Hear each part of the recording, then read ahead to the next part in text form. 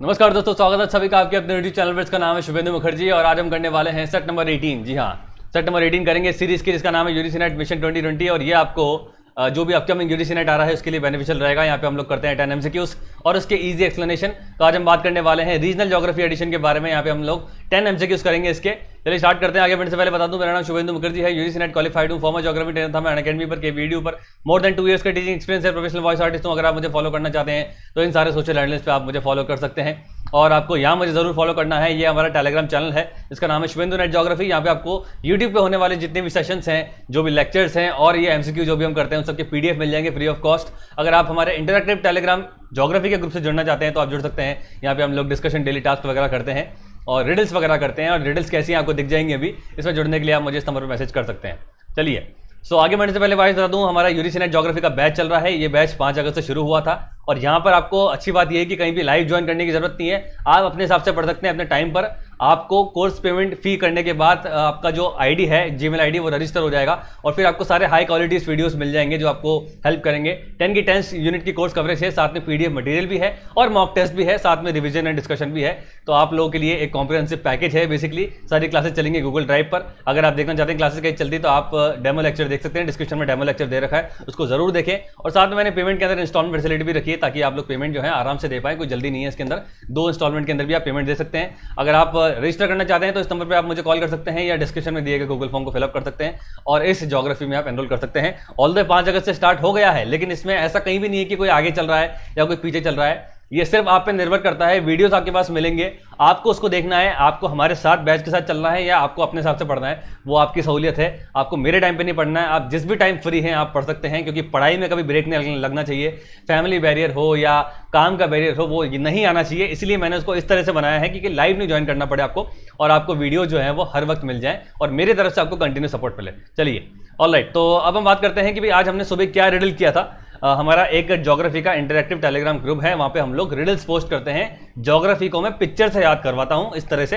तो आप देख सकते हैं ये पैसिफिक ओशन है और पिक्चर के अंदर, और क्वेश्चन है कि भाई एट व्हाट नंबर, नंबरिंग दे रखी है 1432, at what number Mariana trench is situated. तो पैसिफिक ओशन का ये आप देख सकते हैं कि भाई ये एक फिजिकल मैप मान सकते हो या एक ओशन मैप मान सकते हो। ये पैसिफिक ओशन है और मैं आपसे पूछ रहा हूं कि भाई मारियाना ट्रेंच जो है, कई बार हम पढ़ते हैं इसको, ये कहां पर एग्जैक्टली लोकेटेड है। बीइंग अ ज्योग्राफर आपको पिन पॉइंटेड लोकेशन पता होनी चाहिए मारियाना ट्रेंच की। और जितनी भी चीजें हम पढ़ रहे हैं जिसमें मैप बेस्ड जरूरत होती है, map is always a tool for a geographer. उसको आपको यूज करना आना चाहिए और वो चीजें आपके दिमाग में फीड भी होनी चाहिए।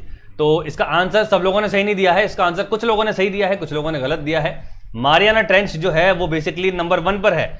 ये जो आप देख रहे हो, उसको मैं जूम करता हूं, ये जो आप देख रहे हो ये है मारियाना आर्किपेलागो। आर्किपेलागो या आर्चिपेलागो ग्रुप ऑफ आइलैंड को कहा जाता है। तो इस आर्किपेलागो के अंदर यहां पर जो है साउथ आइलैंड जो है, इसको कहा जाता है, इस आर्किपेलागो का जो सदर्न पार्ट है उसको कहा जाता है गुआम आइलैंड। और इस गुआम आइलैंड के अंदर ही मारियाना ट्रेंच है और इस मारियाना ट्रेंच का जो सदर्न एक्सटेंशन है, सदर्न टिप है, ये सबसे डीपेस्ट है। इसको कहा जाता है चैलेंजर डीप। ये बात आपको ध्यान रखनी है। तो इसका आंसर है 1। यहाँ पे आप देखोगे, देखो ये मारियाना ट्रेंच है, ठीक है। इसको मोर इंपॉर्टेंटली आप इस तरह से देखेंगे, ये मारियाना आर्किपेलागो है पूरा।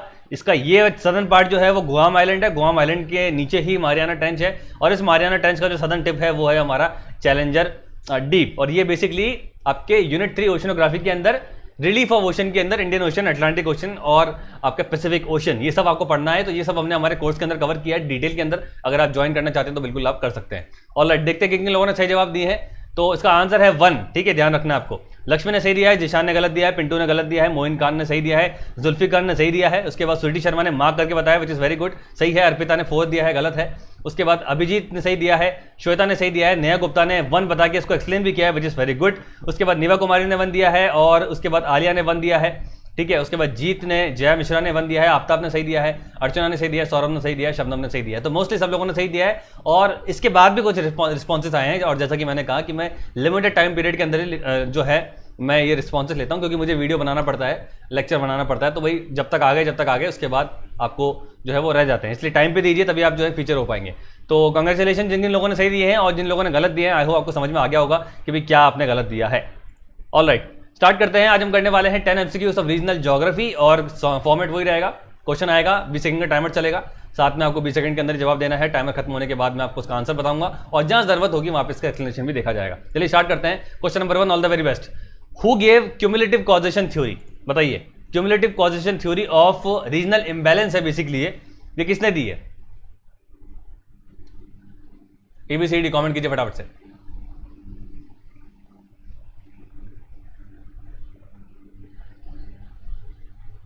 बताइए क्या होगा। ऑलराइट, समय होता है समाप्त और इसका सही आंसर होगा ए गाइस, गुनार मिर्डाल। ठीक है, या गनर मिर्डाल या मार्डल, जो भी आप बोलना चाहें। ये बेसिकली इन्होंने क्यूमुलेटिव कॉजेशन थ्योरी दी है और ये रीजनल इंबैलेंस थ्योरी है।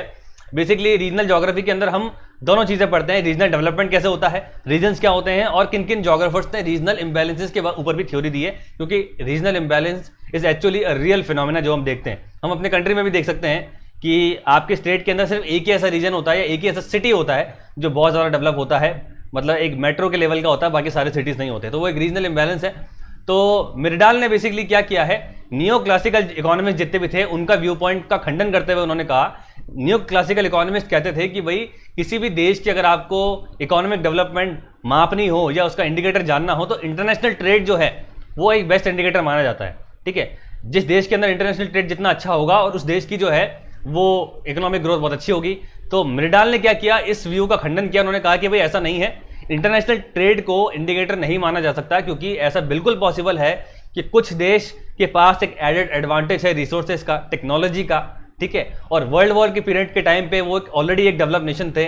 इंडस्ट्रियलाइजेशन कई देशों के अंदर पहले ही शुरू हो गया था, जैसे यूरोप है, अमेरिका है। तो आप इंटरनेशनल ट्रेड को एक जो है इंडिकेटर या एक स्टैंडर्ड नहीं मान सकते when you are comparing the economic development of a region. ठीक है, उसका उन्होंने इसी का खंडन किया है और ये अपनी इन्होंने थ्योरी दी है, क्यूमुलेटिव कॉजेशन थ्योरी। इसके अंदर उन्होंने दो इफेक्ट बताए हैं, स्प्रेड इफेक्ट और बैकवॉश इफेक्ट, और ये सब जो है हम लोग डिटेल में पढ़ते हैं। हमारी ये कवर किया है हमने हमारे बैच के अंदर, अगर आप ज्वाइन करना चाहते हैं तो बिल्कुल आप कर सकते हैं।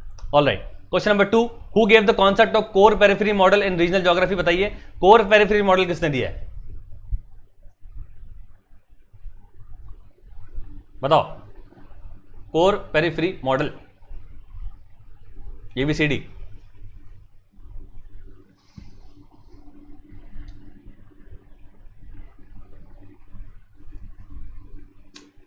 ऑलराइट, समय होता है समाप्त और इसका सही आंसर होगा ए, जॉन फ्रीडमैन। ठीक है, मैं अब थोड़ा सा इसको मार्क करना भी शुरू करता हूं ताकि अगर कोई बाद में भी वीडियोस देखे तो उसको ये दिखता भी चला जाए। आंसर है इसका ए। ठीक है, ये जॉन फ्रीडमैन इसका आंसर है।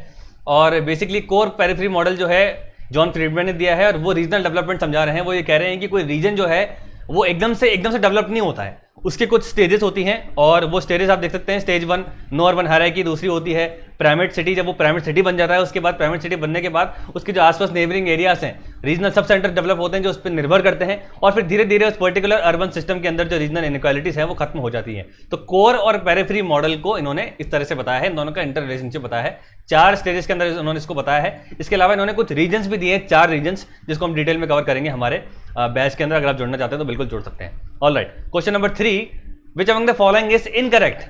इनकरेक्ट क्या है इनमें से बताइए, ABCD।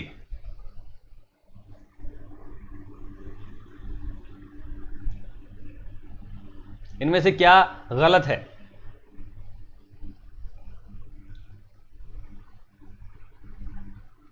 बताइए क्या होगा। ऑलराइट, समय होता समाप्त और बेसिकली इसका आंसर होगा, आंसर पूछा गया था कि भाई इनमें से क्या इनकरेक्ट है। ठीक है, इनकरेक्ट क्या है वो बताना था आपको। तो ये सारी जो है वो रीजन्स की कैरेक्टरिस्टिक्स लिखी हुई थी। तो रीजन्स हैव हायरार्की, बिल्कुल रीजन्स की हायरार्की होती है। रीजन्स हैव डिस्टिंक्टिवनेस, बिल्कुल होती है, रीजन जो होता है अपने सराउंडिंग एरिया से अलग होता है। और regions have sharp boundaries and none of these, तो ये जो है वो गलत है। रीजन्स की कभी भी शार्प बाउंड्रीज नहीं होती, रीजन्स के हमेशा ट्रांजिशन जोन्स होते हैं और रीजन्स, दो रीजन्स के बीच का जो एरिया होता है वो हमेशा ओवरलैप करता है। इसका मैं बेस्ट एग्जांपल खुद अपने ऑब्जर्वेशन से दे सकता हूं। हम, मेरा जो स्टेट है राजस्थान, इसमें पंजाब का बॉर्डर भी लगता है, इसमें गुजरात का बॉर्डर भी लगता है, और इसमें थोड़ा थोड़ा मान के चलो मध्य प्रदेश का भी लगता है, दिल्ली का भी थोड़ा बहुत लगता है। ठीक है, तो जहां जहां भी बॉर्डर लग रहा है वहां पर आपको एक ट्रांजिशन जोन देखने को मिलेगा, यानी कि है वो राजस्थान, लेकिन राजस्थान का जो नर्दर्न पार्ट है, हनुमानगढ़, गंगानगर है, वो पंजाब से जुड़ा हुआ है। तो वहां के लोग जो हैं वो पंजाबी बोलते हैं, उनका कल्चर पंजाबी जैसा है, पहनावा पंजाबी जैसा है, लेकिन है वो राजस्थानी। ठीक है। इसी की तरह जब मैं राजस्थान के निचले सदर्न डिस्ट्रिक्ट्स के अंदर जाता हूं, डूंगरपुर हो गया, चित्तौड़गढ़ हो गया, या बांसवाड़ा हो गया, या प्रतापगढ़ हो गया, ये जुड़ता है हमारे, इसका जो बॉर्डर है वो लगता है गुजरात से। तो यहां पर रहने वाले जितने भी लोग हैं वो है राजस्थानी, लेकिन वो कहलाते हैं वागड़ी लोग, क्योंकि उनका जो कल्चर, ट्रेडिशन, पहनावा जो है वो बिल्कुल गुजराती जैसा है, लेकिन फिर भी वो राजस्थानी है। ठीक है, तो गुजरात एक अलग रीजन है, राजस्थान एक अलग रीजन है, पंजाब एक अलग रीजन है। तो इन तीनों के बीच में कोई शार्प बाउंड्रीज नहीं है, बेसिकली ट्रांजिशन जोन्स होते हैं, ये बात आपको ध्यान रखनी है। ठीक है, all right. Question number 4, choose the correct option. Correct option आपको चूज करना है, बताइए क्या होगा।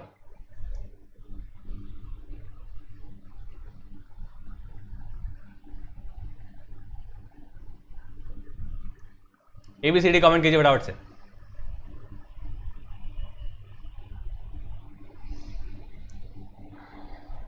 बताइए क्या होगा। ऑलराइट, समय समाप्त होता है। इसका सही आंसर क्या होगा गाइस? इसका सही आंसर होगा डी, नन ऑफ दिस, क्योंकि इनमें से कोई भी सही नहीं है। फॉर्मल रीजन जो होते हैं वो यूनिफॉर्म होते हैं, नोडल नहीं होते, और फंक्शनल रीजन जो होते हैं, ठीक है, वो होते हैं नोडल रीजन्स। ठीक है, ये बात आपको ध्यान रखनी। नोडल रीजन्स मतलब जहां पर कोई एक ऐसा रीजन जो दो चीजों को जो है दो चीजों के बीच में एक लिंक बन रहा है, उसको नोडल रीजन कहा जाता है, इसको नोडल एजेंसी भी कहा जाता है। जो गवर्नमेंट ऑफ इंडिया और पीपल के बीच में एक एजेंसी बनती है, जैसे नोडल एजेंसी हो गई, नोडल मिनिस्ट्री हो गई। तो फंक्शनल रीजन जो होते हैं वो बनते हैं on the principle of interdependence, इसलिए वो नोडल रीजन्स होते हैं। और फॉर्मल रीजन जो बनते हैं they form on the basis of uniformity. तो फॉर्मल रीजन जो होते हैं वो यूनिफॉर्म होते हैं, और फंक्शनल रीजन जो होते हैं नोडल रीजन होते हैं। तो इसका जो सही आंसर है, ठीक है, वो होगा नन ऑफ दिस, क्योंकि इनमें से कोई भी सही नहीं है। ये गलत है, ये गलत है, और ये गलत है। ये बात आपको ध्यान रखनी है।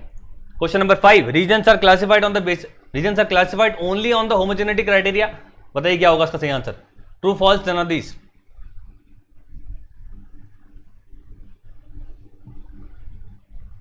बताइए क्या होगा। Very easy question.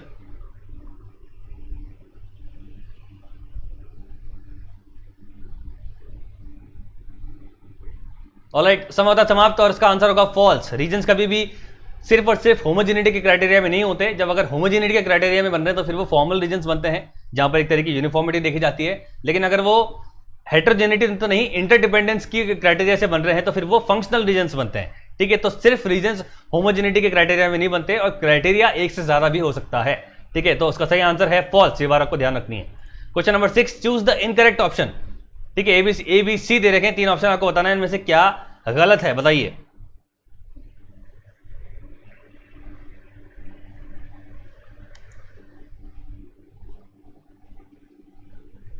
कमेंट कीजिए फटाफट से, इनकरेक्ट बताना है।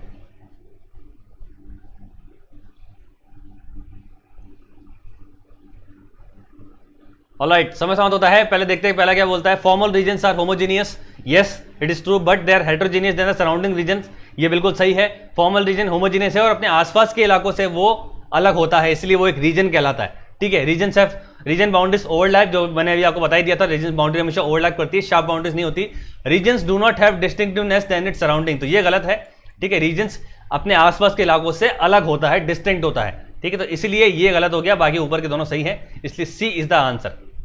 All right, question number 7, whose theory talk about polarization effect and trickle down effect. बताइए किसकी थ्योरी ध्रुवीकरण के बारे में और ट्रिकल डाउन इफेक्ट के बारे में बताती है, बताओ।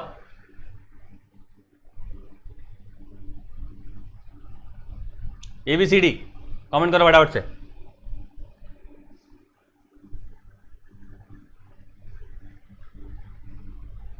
ऑलराइट, समझ होता है, और इसका सही आंसर होगा गाइस ए, एल्बर्ट ओ हर्शमैन। ठीक है, एल्बर्ट ओ हर्शमैन जो है, एक सेकंड, इसमें पेन से इसको मार्क कर दिया जाए ताकि बाद में भी अगर कोई देखता है तो उसको आसानी रहे। ए इसका आंसर है, एल्बर्ट ओ हर्शमैन।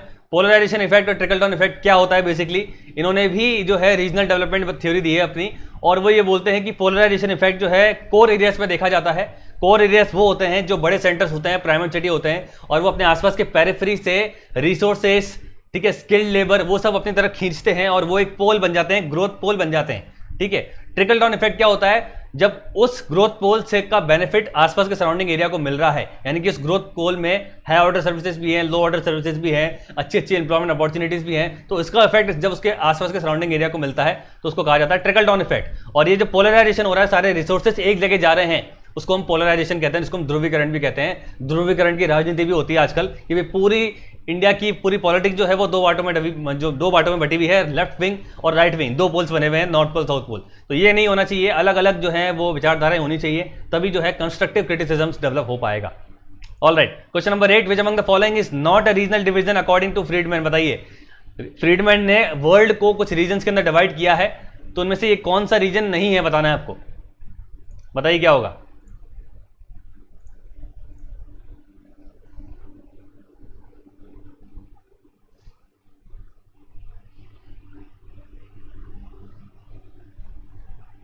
ऑलराइट, समझ में होता है, और इसका आंसर होगा गाइस, नॉट पूछा गया है, तो इसका आंसर होगा डी। बोथ बी एंड सी जो है वो नहीं है, बाकी वन जो तो वो तो है ही। कोर रीजन जो है वो तो है, इसके साथ साथ upward transition region, downward transition region और रिसोर्स फ्रंटियर रीजन, इन सबको हम डिटेल में पढ़ेंगे हमारे बैच के अंदर। अगर आप ज्वाइन करना चाहते हैं तो बिल्कुल कर सकते हैं।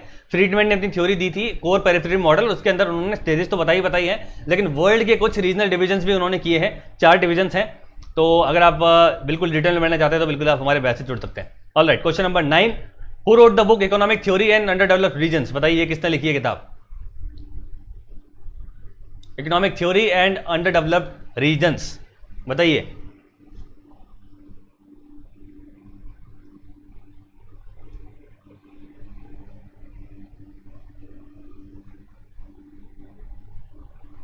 कमेंट कीजिए डाउट से। ऑलराइट, समझ में होता है, और इसका सही आंसर होगा नन ऑफ दिस, इनमें से कोई भी नहीं है। ठीक है, कोई भी नहीं इनमें से। इसका आंसर है गुनर मर्डल, जो भी हमने देखा है। गुनर मर्डाल जो है उन्होंने अपनी थ्योरी बुक लिखी थी economic theory and under developed regions, और इसी के अंदर उन्होंने क्यूमुलेटिव कॉजेशन थ्योरी बताई है, जहां पर उन्होंने स्प्रेड इफेक्ट और बैकवॉश इफेक्ट के बारे में बताया है, जिसको हम डिटेल में पढ़ने वाले हैं हमारे बैच के अंदर। ठीक है, alright, question number 10, withdrawal of skilled labour capital and goods from under developed regions to a dynamic centre of development is called. बताइए क्या होगा। Withdrawal of a skilled labour capital and goods from the under developed regions to a dynamic centre of development is called. बताइए क्या होगा। Timer मैंने start कर दिया है।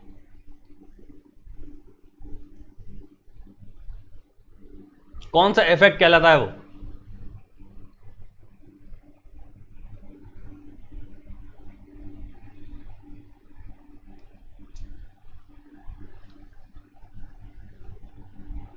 ऑलराइट, समझ में होता है। इसका आंसर होगा guys D, none of this, इनमें से कोई भी नहीं है। इसका आंसर है बैकवॉश इफेक्ट। ठीक है, बैकवॉश इफेक्ट बेसिकली क्या होता है, वही जैसे मैंने आपको बताया कि जब कोई एक ग्रोथ पोल बन जाता है, जब कोई एक कोर बन जाता है, तो सारी चीजें जो है उसकी तरफ जाती है, पोलराइजेशन होता है। तो इसका एक नेगेटिव इंपैक्ट क्या पड़ रहा है, इससे एक बैकवॉश इफेक्ट जनरेट होता है। जिन जगहों से रिसोर्सेस जो है जाकर एक जगह एकत्रित हो रहे हैं, एक पोल पे जाकर एकत्रित हो रहे हैं, तो वो जो एरियाज है जहां से वो रिसोर्सेज स्किल लेवल निकली है, टैलेंट निकला है, वहां पर जो है अंडर डेवलपमेंट होता है, वहां पर इकोनॉमिक डिस्पैरिटी आती है। ठीक है, और ये गैप और बढ़ जाता है। तो इस इफेक्ट को कहा जाता है बैकवॉश इफेक्ट। और ये क्यों हो रहा है, केवल और केवल किसी एक ग्रोथ पोल के बनने से होता है। ठीक है, एग्जांपल मिसाल के तौर पर आप देख सकते हो कि भाई इंडिया है, इंडिया के अंदर मोस्ट हमारा जो डेवलप्ड जो सिटी है आप मान सकते हो दिल्ली है, नॉर्दर्न इंडिया के अंदर, सदर्न इंडिया के अंदर आप मुंबई मान सकते हो। ठीक है, तो इन दो रीजन्स के बारे बारे में देखें तो सारी चीजें जो है वो यहीं आके एकत्रित होती हैं। आप अगर आप खुद देखिए, आपके खुद के स्टेट के अंदर सिर्फ एक ऐसा स्टेट होगा, एक ऐसा सिटी होगा या एक ऐसा डिस्ट्रिक्ट होगा शायद, जहां पर सारी सर्विसेज आपको मिल जाती हैं, हायर एजुकेशन, एम्प्लॉयमेंट अपॉर्चुनिटीज, एक आईटी हब, ठीक है, एक अच्छा स्मार्ट सिटी। ठीक है, वो सारी चीजें जो है एक स्मार्ट सिटी, वो सब एक ही जगह पे मिलता है, पूरे स्टेट को नहीं मिलता है। और अगर इंडिया लेवल में बात करें तो वो सिर्फ दिल्ली को मिलता है या सिर्फ मुंबई को मिलता है। तो ये जो है ये पोलराइजेशन है। इसकी वजह से क्या हो रहा है, जो बाकी सिटीज हैं हमारी सेकंड ऑर्डर सिटीज हैं, वहां पर एक बैकवॉश इफेक्ट जनरेट हो रहा है। क्योंकि आप खुद देखो, आप जॉब के लिए अपने खुद के सिटी में नहीं, आप किसी दूसरी सिटी में जाते हो। ठीक है, आप अच्छे इंप्लॉयमेंट अपॉर्चुनिटीज के लिए बैंगलोर चले जाते हो, या आप मुंबई चले जाते हो, आप दिल्ली चले जाते हो, एजुकेशन के लिए आप कहीं और चले जाते हो। तो आपका खुद का टैलेंट जो है वो तो वैसे ही चला गया वहां पर, तो आपके सिटी के अंदर वो चीजें डेवलप नहीं हो पाई और आपका सिटी जो है वो अंडर डेवलप्ड ही रह गया। इसका बेस्ट एग्जाम्पल मैं कई बार अपने खुद का सिटी का दे चुका हूं। हमारा जो सिटी है अजमेर शहर जो है वो अपने आप में एक पोटेंशियल रखता है। ठीक है, और ज्योग्राफी के लिए भी अच्छा है, सब चीज़ यहाँ पे अच्छी है। पर बात यहाँ पर ये है कि भी पॉलिटिकल रिप्रेजेंटेशन अच्छा नहीं है, तो सारी चीज़ें जो हैं वो उठ के जयपुर में चली जाती हैं। जबकि आपको पता होगा अजमेर जो है ब्रिटिश टाइम से एक कमिश्नरेट प्रोविंस रहा है, यानी कि ब्रिटिश टाइम में भी उसको एक अच्छा एक कमिश्नरेट प्रोविंस माना जाता था, यानी कि एक डेवलप रीजन था उस वक्त भी। लेकिन आज़ादी के बाद यहाँ इसको एक अच्छा पॉलिटिकल रिप्रेजेंटेशन नहीं मिला और सारी चीज़ें जो हैं वो यहाँ से अटके वो जयपुर में चले गई या आगे फिर और चली गई। तो यहाँ पर जो क्या है वो अंडर डेवलपमेंट रह गया। और यहाँ पे फिर वो चीज़ें नहीं हो पाती जो हमें बिग सिटीज़ पे देखने को मिलती है। और इसी वजह से मैं खुद और काफ़ी सारे लोग जो हैं वो माइग्रेट आउट कर जाते हैं और ये रीजन जो है वैसा का वैसा ही रह जाता है। आप यहाँ पे देख सकते हो, इंडिया के लेवल पे भी देख सकते हो, तो यहाँ पे ये लिखा हुआ है, if one area start to develop people and capital infrastructure finance etcetera move leaving other area worse off, तो दूसरे एरिया है वो वर्स ऑफ हो जाते हैं, इसी को बैकवॉश इफेक्ट कहा जाता है। तो आई होप आपको समझ में आ गया होगा। तो ये हमने 10 क्वेश्चन कर लिए हैं एंड आई होप आपको समझ में आ गया होगा। ये सारी चीज़ें हम अपने बैच के अंदर डिटेल में पढ़ रहे हैं, एक एक थ्योरी को ढंग से पढ़ रहे हैं, किस तरह के क्वेश्चन आएंगे, आपको क्या पढ़ना है क्या छोड़ना है वो सब मैं डिटेल में बताता हूँ हमारे बैच के अंदर। तो अगर आप ज्वाइन करना चाहते हैं बिल्कुल कर सकते हैं। 10 की 10 यूनिट्स की कवरेज है, साथ में PDF मटेरियल है और मॉक टेस्ट भी है जहाँ पर आपका इवैल्यूएशन भी होता है। ठीक है, अब हम बात करते हैं हमारे क्वेश्चन ऑफ द डे के बारे में। ठीक है, हमारा क्वेश्चन ऑफ द डे जो है वो कहता है कि भाई Anglo America, Latin America, Sino Japanese area जो है ये सब क्या है, they are the examples of what, linguistic regions, population regions, cultural regions या नाना दिस। इसका आंसर आप देंगे कमेंट बॉक्स के अंदर, लाइव चैट के अंदर जवाब कोई नहीं देगा। इस वीडियो में इतना ही। ठीक है, हमारा बैच चल रहा है, इसको आप ज्वाइन कर सकते हैं, बार बार मैं बोल रहा हूँ। और इंस्टॉलमेंट फैसिलिटी मैंने रखी है ताकि आप इंस्टॉलमेंट के अंदर भी पेमेंट दे सकते हैं। अगर आप देखना चाहते हैं कि भाई क्लासेस कैसी चलती हैं तो डिस्क्रिप्शन में डेमो लेक्चर दे रखा है, इसको आप जरूर देखें। आपका एक लेक्चर भी फ्री में कवर हो रहा है और आपको पता भी पड़ रहा है कि भाई ज्योग्राफी किस लेवल की पढ़ाई जा रही है यहाँ पर। ऑलराइट, सो ये टेलीग्राम चैनल है, इसको आप ज्वाइन कर लेंगे। यहाँ पे PDF आपको मिल जाएगा और अपडेट्स आपको मिल जाएंगे यूट्यूब पे होने वाले जितने भी लेक्चर्स के हैं। इस वीडियो में इतना है, thank you so much. Channel को सब्सक्राइब करेंगे, बेल आइकन दबा के रखेंगे, वीडियो को लाइक करेंगे और अगर शेयर करना चाहते हैं तो आप शेयर कर भी सकते हैं। ऑलराइट, तो इस वीडियो में इतना है, थैंक यू सो मच, मिलते हैं इन द नेक्स्ट वन।